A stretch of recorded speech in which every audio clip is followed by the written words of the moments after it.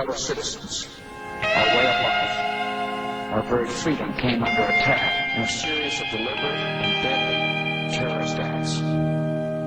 The victims were in airplanes or in their offices, secretaries, businessmen and women, military and federal workers, moms and dads, friends and neighbors. Thousands of lives were suddenly ended by evil, despicable acts of terror.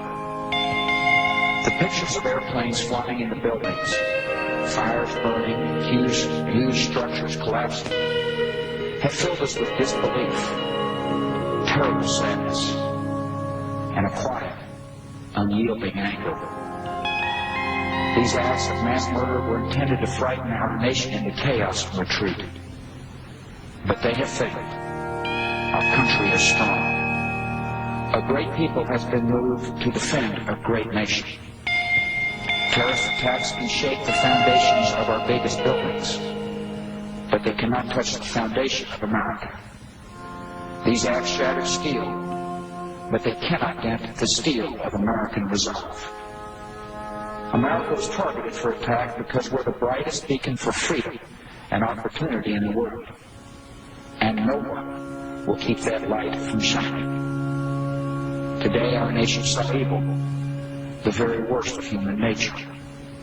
And we responded with the best of America, with the daring of our rescue workers, with the caring for strangers and neighbors who came to give blood and help in any way they could. Immediately following the first attack, I implemented our government's emergency response plans. Our military is powerful, and it's prepared. Our emergency teams are working in New York City and Washington, D.C. to help with local rescue efforts. Our first priority is to get help to those who have been injured and to take every precaution to protect our citizens at home and around the world from further attacks. The functions of our government continue without interruption. Federal agencies in Washington, which had to be evacuated today, are reopening for essential personnel tonight and will be open for business tomorrow. Our financial institutions remain strong, and the American economy will be open for business as well. The search is underway for those who are behind these evil acts. I've directed the full resources of our intelligence and law enforcement communities to find those responsible and to bring them to justice. We will make no distinction between the terrorists who committed these acts and those who harbor them.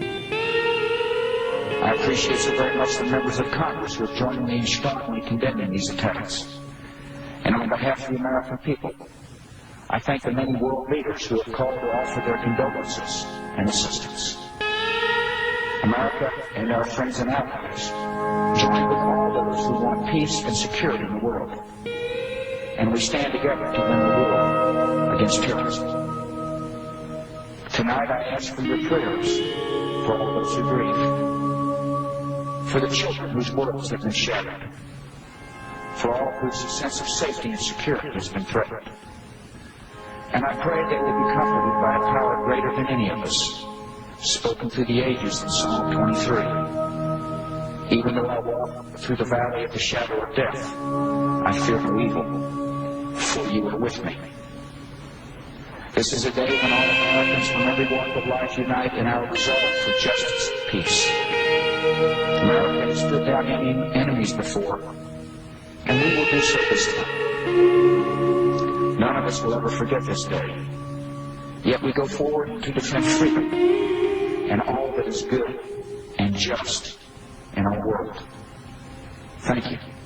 Good night, and God bless America.